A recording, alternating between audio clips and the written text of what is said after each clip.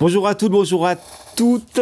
Pour ceux que nous retrouvons aujourd'hui, on est en direct, en vrai direct depuis 9h30 sur ce sujet risque climatique, vers quel bouleversement. Nous avons vu dans les précédents plateaux sur les risques climatiques des constats, des tendances, des enjeux et quelques mobilisations du secteur. Nous avons également évoqué les modèles prédictifs et le livre vert qui sort aujourd'hui, dans les travaux de la chaire Dialogue et de CNP Assurance. Désormais, nous allons avoir une vision un peu plus globale. Nous avons évoqué les mobilisations, celles de la société, ici, ailleurs.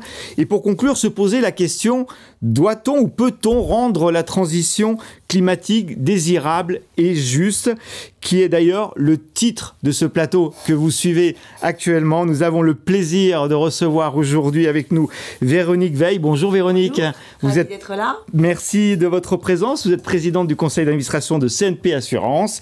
Adrienne Aurel-Pagès, bonjour. Bonjour. Merci de votre présence sur ce plateau. Vous êtes directrice de l'engagement citoyen, membre du comité exécutif de la Banque Postale. Et enfin Vincent Damas. Bonjour Vincent. Bonjour. Vous êtes directeur RSE de CNP Assurance.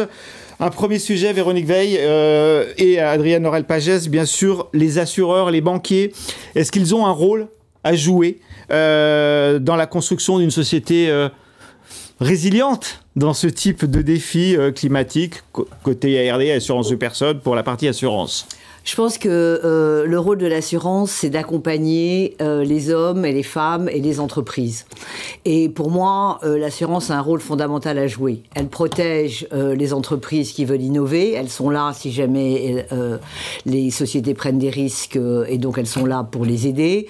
On est avec les investisseurs individuels qui achètent un appartement, qui achètent une maison. Ils ont besoin d'une assurance emprunteur, ils ont besoin d'une assurance habitation.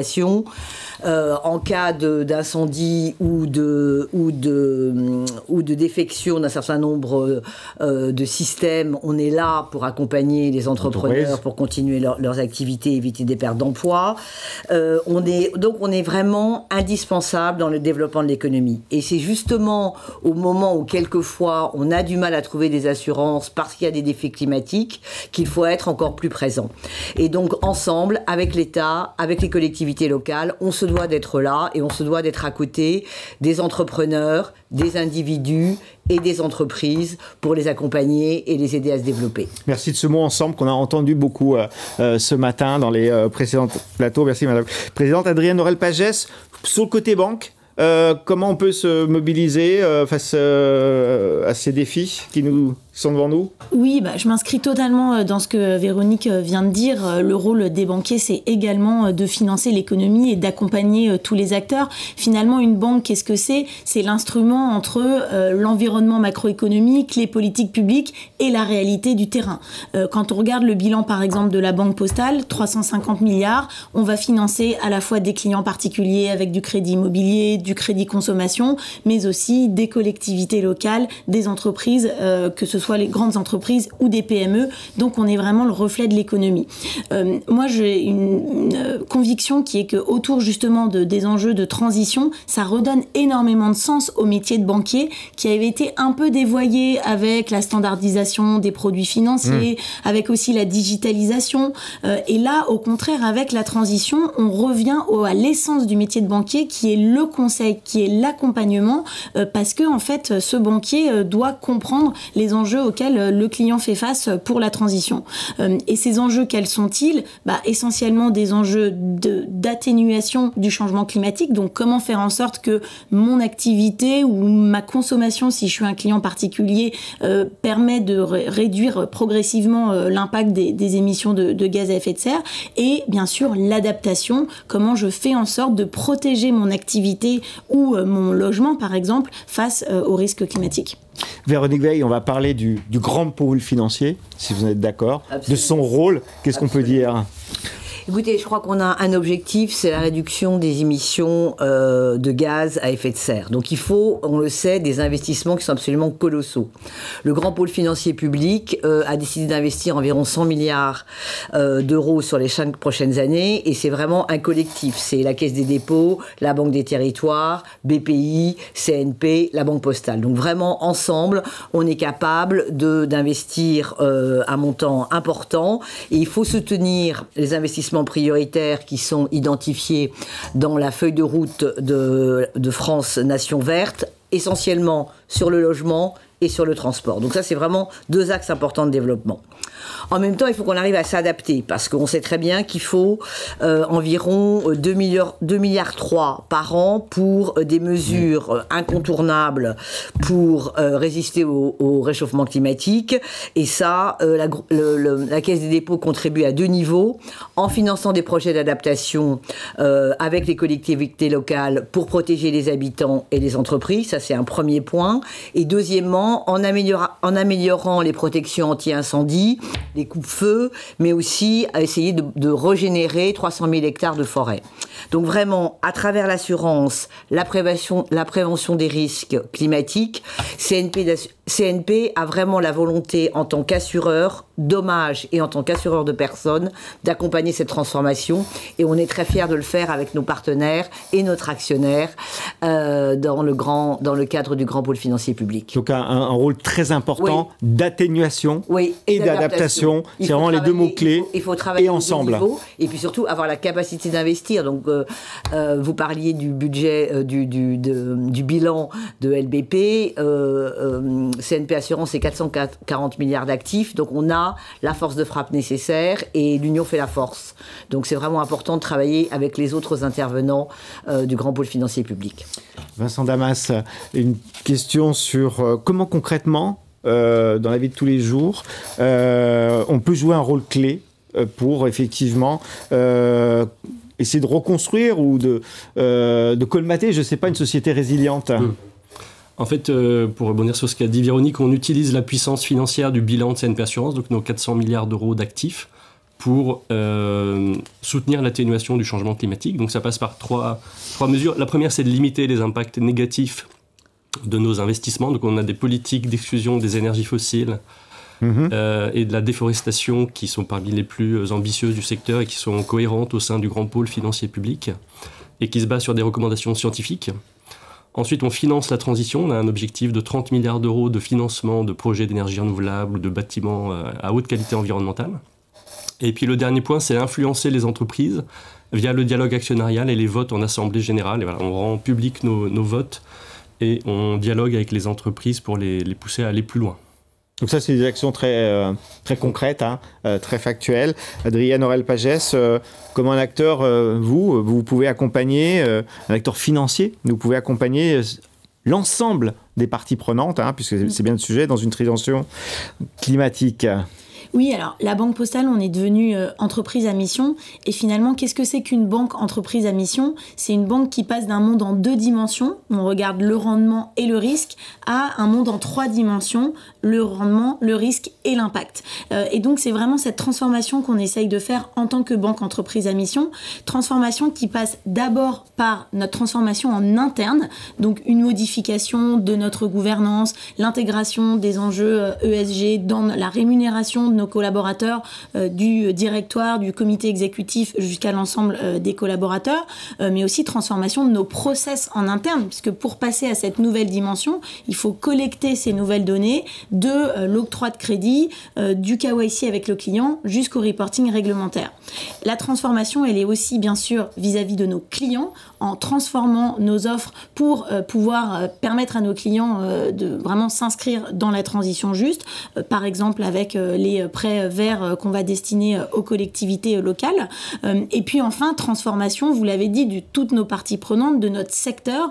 Nous, on a un rôle finalement d'entraînement du secteur bancaire, notamment en étant pionnier dans la définition, Vincent en parlait, de politique sectorielle. Et c'est ce qu'on a fait en 2021 en annonçant la sortie du financement des énergies fossiles à horizon 2030 pour tous les acteurs qui ne respectent pas l'accord de Paris.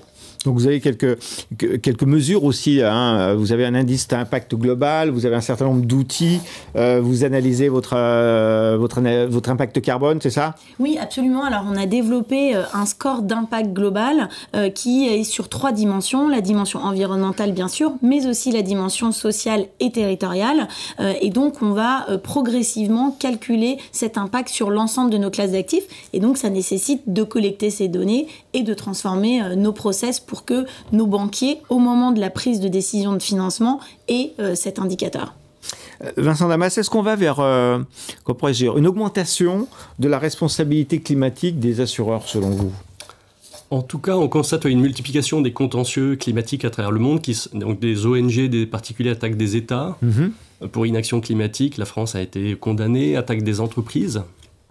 Et il y a une étude du Grantham Research on Climate qui publie chaque année l'état de ces contentieux climatiques. Et on voit que 80% des actions en justice visent à renforcer la stratégie environnementale des entreprises. Et que dans 55%, l'issue va dans le sens des plaignants, donc inciter les entreprises à aller plus loin. On a vu Shell se faire condamner pour manque d'ambition de ses objectifs de réduction de gaz à effet de serre. Et en France, plus localement, on a toute une jurisprudence qui se construit sur le devoir de vigilance, avec un verdict qui a été rendu mardi par la Cour d'appel sur Total Energy, qui va pousser les entreprises à appliquer ce devoir de vigilance sur les aspects environnement, mais aussi droits humains. Donc je pense que c'est un risque qui va crescendo. Et avec des augmentations des litiges en volume, et c'est quoi la sortie de ces litiges? C'est positif ou pas? Oui, dans 55% des cas, en tout cas, ça pousse les entreprises à aller plus loin. Pour l'instant, ça n'a pas eu d'impact majeur, mais voilà, avec la pression des investisseurs, la pression de la justice, la pression des citoyens, on peut espérer que les entreprises accélèrent leur transition. C'est une bonne chose. Le rôle des assureurs maintenant, c'est Véronique Veil, et peut-être aussi le mot ensemble avec les collectivités locales, non? C'est aussi ça? Je pense que le travail qu'on peut faire avec les collectivités locales est très important. D'abord en termes d'aménagement du territoire, c'est-à-dire s'assurer que les collectivités locales sont soucieuses de ne pas construire en zone inondable, de ne pas construire dans des zones où il y a des risques de feu, de limiter l'artificialisation des sols qui évidemment augmente le risque d'inondation et qui exerce une pression négative sur la biodiversité. Donc il y a vraiment tout un phénomène d'éducation et de responsabilisation des collectivités locales. Et puis si le travail n'est pas fait, il faut des sanctions. Alors c'est vrai qu'on est beaucoup dans le millefeuille administratif et quelquefois on se plaint des sanctions, mais s'il n'y a pas de contrôle et s'il n'y a pas de sanctions, si les plans de prévention ne sont pas mis en place, on va créer des catastrophes naturelles qui engendreront des coûts et qui engendreront aussi un renchérissement de l'assurance. Parce que bien sûr l'assurance est là, mais il faut aussi que chacun fasse son travail. L'assurance intervient quand il y a un litige ou quand il y a une catastrophe, mais tout le travail en amont doit être fait, et s'il n'est pas fait, il faut des sanctions. Des sanctions. En termes de prévention des risques aussi, il y a effectivement des gros enjeux, d'augmentation de l'engagement en termes de prévention. Tout à fait. Et je pense que de la même façon qu'on le traite sur le plan médical, tout ce qui peut être fait en termes de prévention, d'éducation, de construction responsable, de vigilance, il faut une prise de conscience à tous les niveaux. C'est vraiment un changement culturel et aussi un changement moral. Et donc, il faut limiter les velléités de certains constructeurs immobiliers. À bon entendeur, salut Adrienne Aurel-Pagès, côté banque, sans qu'il y ait de scission entre les deux, hein. C'est quoi votre vision sur cette cohérence avec les collectivités locales? Oui, alors elle est essentielle. En fait, les enjeux de la transition, ils sont finalement tellement complexes que une action locale et adaptée au territoire fonctionne. La dimension territorialité, elle est au cœur du pôle financier public. Véronique l'a rappelé, et je rappelle que la Poste a une mission de service public d'aménagement du territoire qui implique que 95% des Français soient à moins de 5 km d'un point de présence de la Poste. On a 17 000 points de contact de la Poste et c'est à travers ces points de contact que la Banque Postale rend ses services financiers. Donc l'approche territoriale, elle est d'abord vis-à-vis des clients particuliers et évidemment vis-à-vis des collectivités locales. La Banque Postale, c'est le premier financeur aujourd'hui des collectivités locales. Et quand on voit le rapport d'I4C sur les besoins d'investissement et de financement des collectivités locales, qui estime à peu près 14 milliards par an de besoins de financement sur la transition, voilà, la Banque Postale, on a 4 milliards et demi, 4 à 5 milliards de financement par an des collectivités locales, avec aujourd'hui à peu près 30% qui sont des prêts verts, donc qui sont ces prêts qui correspondent aux critères environnementaux, aux critères de la taxonomie européenne, cette réglementation qui définit finalement ce qui est compatible avec une transition et on cherche à accroître cette proportion dans notre financement des collectivités locales. On va s'échapper un tout petit peu du territoire national, on va y revenir tout de suite après.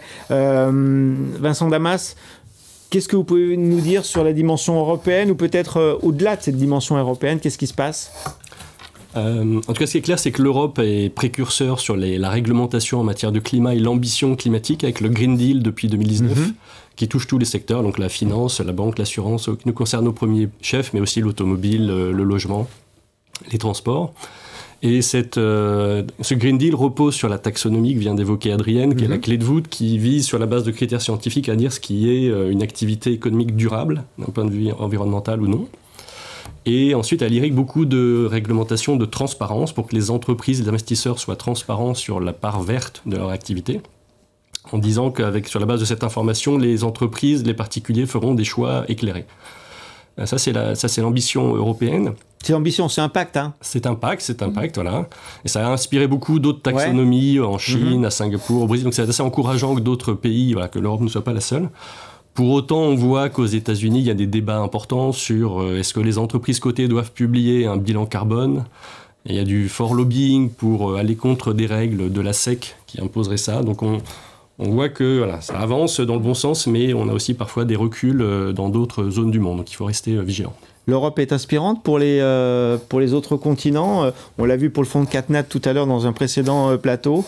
Qu'est-ce que vous en pensez ? En tout cas, oui, sur la taxonomie, c'est une invention, on va dire, européenne qui s'est répandue à travers le monde et voilà, on peut en être très fier. En Asie, non, en particulier En Asie, Chine, Singapour, Hong Kong. Bon, c'est à suivre, hein.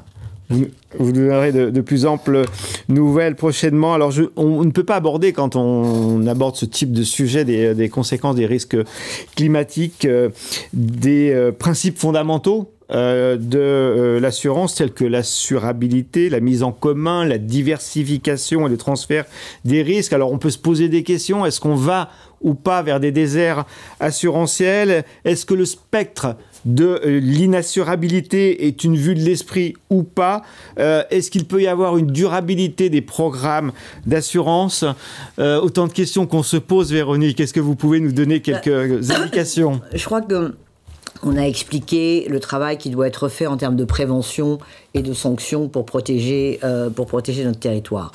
On ne veut pas arriver là où nos collègues américains en sont arrivés, par exemple en Floride ou en Californie, parce que inondations, cyclones, feux génèrent trop de coûts et donc on arrive dans une situation où les compagnies d'assurance ne veulent plus assurer ce risque-là. Maintenant, il faut savoir qu'on est aussi, c'est des discussions qu'on a souvent, nous ne sommes pas non plus des non-profit organizations. Donc il faut qu'on arrive à être là pour nos clients, nos entrepreneurs, tout en s'assurant qu'on va avoir une diversité des risques importante. Donc ce qu'il faut, c'est que si vous regardez les principes de l'assurance, il faut de la diversification, parce que ça repose sur la loi des grands nombres. Il faut de la prévisibilité, donc il faut des données statistiques et beaucoup de travail sur l'anticipation. Il faut arriver à prévoir la sinistralité. Et puis, il faut aussi des transferts de risques. Et là, on travaille de manière étroite avec les réassureurs. Donc, vraiment, les réassureurs privés. Et puis, évidemment, en dernier ressort, l'État. Mais on sait aussi que les finances de l'État ne sont pas insondables. Donc, il faut à chaque fois qu'il y a des risques climatiques, on fasse le travail en amont de prévention, d'éducation et d'analyse. Ça, c'est très important, de manière à ce que on soit en mesure d'assurer toutes les régions. Ensuite, je pense qu'on en a déjà parlé, c'est vrai que ce système de CatNat français est tout à fait extraordinaire, donc il faut capitaliser dessus, il faut le préserver, ce qui veut dire que le préserver, il ne faut pas l'exposer à des sinistres qui grandissent de plus en plus. Donc moi, je crois vraiment à la responsabilité de chacun dans ce domaine, c'est-à-dire on a parlé des collectivités, on a parlé des assureurs, on a parlé des modèles qui doivent être de plus en plus prédictifs pour anticiper, et on le voit bien, quand il y a aujourd'hui, quand il y a des tempêtes, quand il y a des risques d'inondation, les assureurs envoient des SMS à leurs clients, en particulier dans l'assurance dommage, de manière à ce que les gens mettent un certain nombre de choses dans un cadre qui va être plus protégé. Donc moi, je crois beaucoup au rôle de l'assureur. Maintenant, il faut être très vigilant parce qu'on ne veut pas arriver à la situation américaine, mais il faut que tout travail, prévention, éducation, prévisibilité soit faite de manière à pouvoir limiter nos risques, et puis une collaboration bien évidemment avec les réassureurs et avec l'État. Alors on a vu depuis ce matin à 9h30 des sujets terribles pour la vie humaine, terribles pour les entreprises, mais aussi avec des scénarios et des travaux et des convictions fortes que vous véhiculez sur le mot ensemble. Certains expriment parfois, Adrienne, quelques perspectives optimistes et suggèrent que le changement climatique pourrait être une opportunité d'une certaine façon. Je ferme, je n'avais pas ouvert, mais je ferme les guillemets. Qu'est-ce que vous en pensez? Est-ce que ça peut être le cas?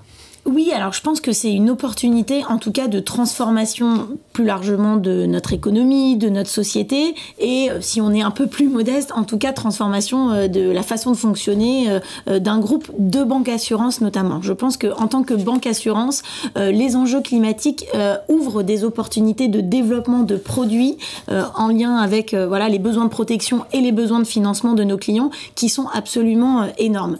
Si je donne un exemple du dernier produit qu'on a lancé autour de la rénovation des logements, qui est vraiment, je crois, un enjeu totalement partagé par les banquiers et les assureurs. On sait que le logement, c'est 20% des émissions de gaz à effet de serre en France.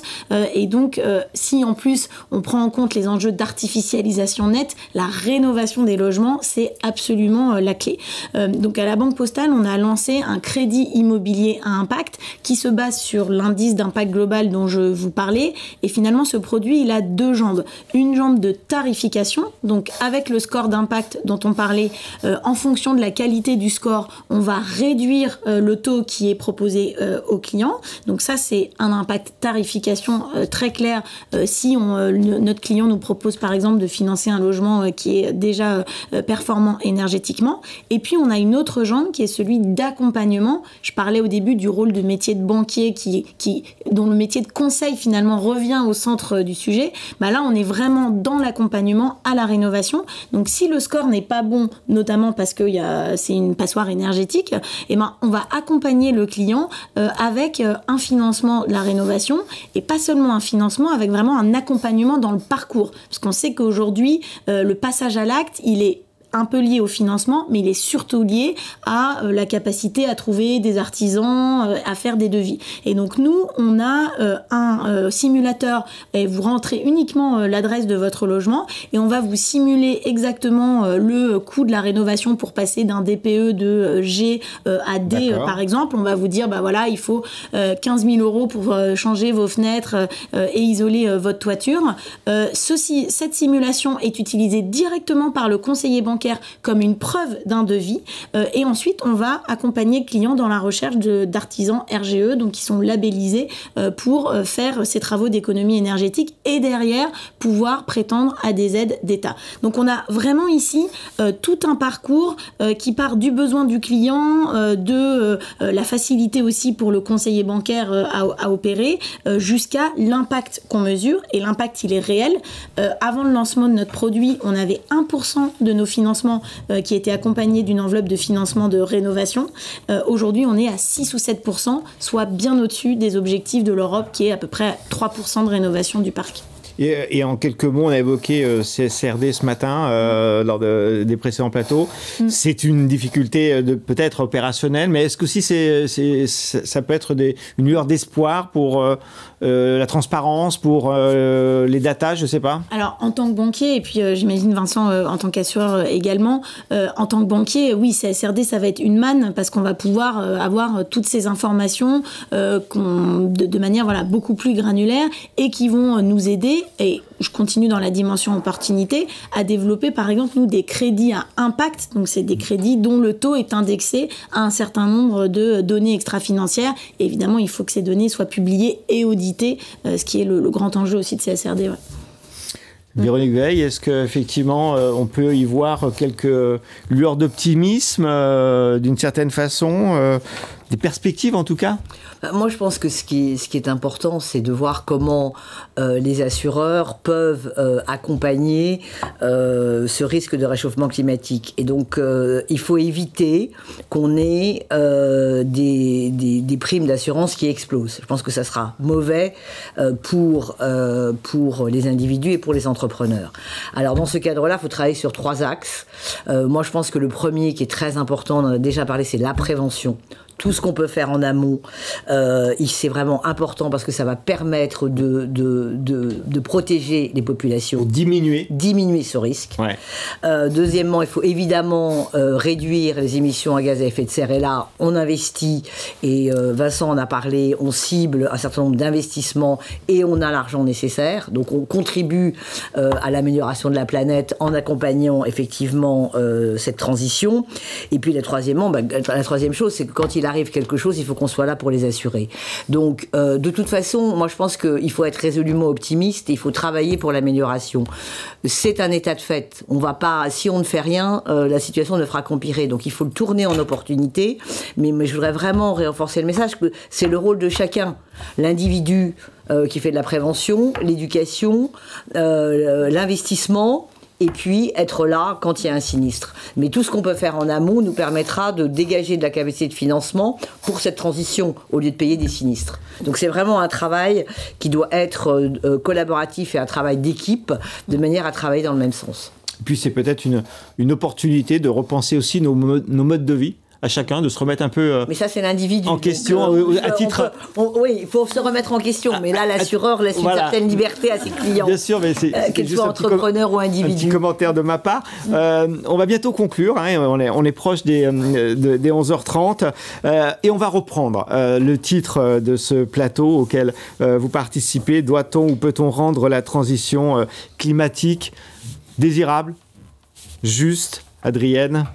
Oui, alors la Banque Postale elle a mis la transition juste au cœur de sa raison d'être, donc c'est une conviction extrêmement forte chez nous que la transition environnementale ne peut se faire que évidemment avec un niveau d'acceptabilité sociale important, et même je reprends la dimension opportunité, c'est une opportunité finalement pour repenser notre modèle social et en particulier l'accroissement des inégalités extrêmement fortes que notre modèle économique a créé depuis un certain nombre d'années. On le voit bien, nous, à la Banque Postale, on est la première banque finalement des clients en situation de fragilité financière. Plus de 1,5 million de clients sont clients de la Banque Postale, avec des critères qui sont définis en particulier au regard des seuils de pauvreté. Et puis, on est la seule banque des exclus avec une mission d'accessibilité bancaire pour aussi 1,5 million de personnes qui arrivent sur le sol français, par exemple, et qui ont besoin d'inclusion financière. Donc voilà, cette dimension de justice sociale, elle est essentielle, nous, dans notre activité. Et par exemple, pour le crédit immobilier impact dont je vous ai parlé, aujourd'hui, 30% des crédits qu'on va financer sont à destination de personnes à revenus modestes. Donc, on aide aussi ces clients-là à rénover leur logement. Voilà, c'est ça la transition juste concrètement. Vincent, est-ce qu'on peut la rendre juste et désirable, cette transition? Oui, en tout cas, moi j'ai envie de répondre, la transition elle doit être juste, sinon elle n'aura pas lieu. C'est-à-dire que si on n'embarque pas tout le monde, tous les pays les plus vulnérables, les populations les plus vulnérables dans nos pays, en les accompagnant, et parce qu'ils sont à la fois ces pays et ces personnes les plus pauvres, les moins responsables du réchauffement climatique et les plus vulnérables. Donc il y a une double injustice, et donc il faut faire tout ce qu'on peut faire. Et les initiatives, par exemple, du gouvernement sur le leasing social de véhicules électriques va dans le bon sens, puisqu'on accompagne les populations qui ont moins de moyens pour acheter des véhicules électriques. Ce qu'on fait, nous, en tant qu'investisseurs, et avec LBPAM, Amundi, on a créé une coalition d'investisseurs pour la transition juste, qui vise à dialoguer avec les entreprises qui sont les plus impactées par ces transitions, donc par exemple le secteur automobile, et les inciter à prendre en compte cette notion d'accompagnement de toutes leurs parties prenantes. Donc les collaborateurs qui fabriquaient des moteurs thermiques n'auront plus le même métier, seront sans doute moins nombreux demain. Leurs clients, ça aura des impacts, les collectivités locales, les usines vont être sans doute... vont évoluer, et donc on doit tous travailler pour que cette transition se fasse de la manière la plus juste et accompagnée possible. Et peut-être désirable. Véronique Veil, qu'est-ce que vous en pensez pour conclure vraiment ce plateau? Moi, je crois que si on regarde la réalité, on a un risque de réchauffement de plus de 3 degrés en France. Il faut qu'on minimise la consommation de tonnes de CO2 par habitant. Donc, on doit être à 2 tonnes par habitant en moyenne. Donc ça, c'est les contraintes qu'on a. Alors, on veut garder la biodiversité, on veut lutter contre le réchauffement climatique, mais en même temps, il y a deux positions possibles. Il y a une position défaitiste et une position résolument optimiste. Moi, je pense que la position défaitiste, c'est pas une option. On peut pas juste regarder les choses et puis se dire que le monde va s'écrouler et qu'on n'est pas responsable et que ce sont les générations d'avant ou les industries. Il faut y aller, il faut se mobiliser. Donc, de toute façon, il faut se mobiliser. Bon. Maintenant, on est clair. La voiture électrique, c'est balbutiant aujourd'hui. Les nouvelles technologies, c'est balbutiant. Mais il faut continuer à investir parce qu'on va apporter du progrès. Et je suis tout à fait d'accord avec Vincent et avec Adrien. Il faut pouvoir apporter des solutions et aussi au moins favoriser. Donc ça veut dire en France, mais ça veut dire aussi dans les pays émergents qui sont au début de leur construction industrielle. Donc je crois qu'il ne faut pas se leurrer non plus, ça ne va pas être facile. Et ça nécessite, à mon avis, vraiment une transformation des business models, mais aussi une prise de conscience. Et ça part des CEO des entreprises qui doivent effectivement mener dans leur réflexion, dans leur stratégie, prendre les bonnes actions. C'est le grand pôle financier public qui concentre ses investissements dans des industries qui vont être profitables pour diminuer le réchauffement climatique. Donc de toute façon, évidemment, oui, on est en mouvement, oui, c'est atteignable. Maintenant, il faut continuer à persuader chacun au quotidien. Et puis moi, ça part de l'individu. Et l'individu, il faut qu'il fasse un minimum aussi pour la prévention. Mais les entreprises sont là pour adapter leur stratégie. Le grand pôle financier public est là pour investir. Nous, on est convaincus. Vous avez vu, Adrienne et Vincent, on est tous très mobilisés. On est très mobilisés. Dans l'action et dans les convictions. On est dans l'action, dans les convictions. Au niveau des conseils d'administration, on investit beaucoup de temps et on surveille nos améliorations. Mais c'est vrai que la route est longue. Il faudra surtout pas se décourager. Merci. Surtout, allez sur le site CNP pour télécharger le livre vert, le formidable travail de CNP Assurance et de la chaire Dialogue. Véronique Veil, merci de votre présence. Je rappelle, vous êtes présidente du conseil d'administration de CNP Assurance. Adrienne Aurel-Pagès, merci. Merci d'être venue. Vous êtes directrice de l'engagement citoyen, membre du comité exécutif de la Banque Postale. Et Vincent Damas, merci. Vous êtes directeur RSE de CNP Assurance. Merci de nous avoir suivis très nombreux. Un petit clic sur CNP, sur le site de CNP pour télécharger et partager ce travail pour le plus grand nombre et pour ensemble avoir effectivement de la matière à changer un certain nombre de choses. Merci de votre écoute. À très bientôt.